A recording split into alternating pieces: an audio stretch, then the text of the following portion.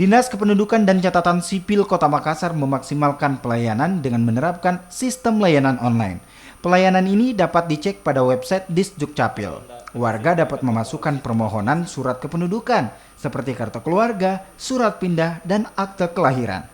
Untuk penerbitan kartu keluarga misalnya, semua kelengkapan berkas mulai dari KTP hingga syarat administrasi dilaporkan di website Disdukcapil Makassar.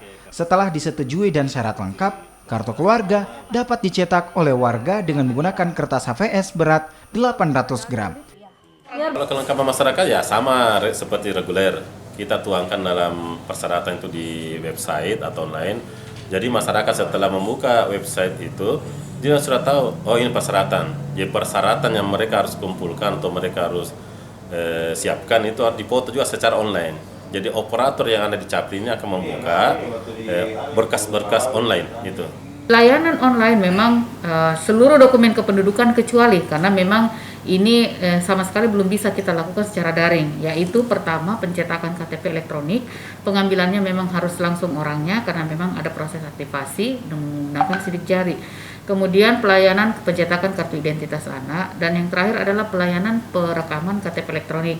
Itu tidak bisa daring karena perekaman itu mengambil data biometrik. Dalam sehari, Disdukcapil Makassar rata-rata menerima layanan online sebanyak 70 hingga 100 penerbitan surat kependudukan.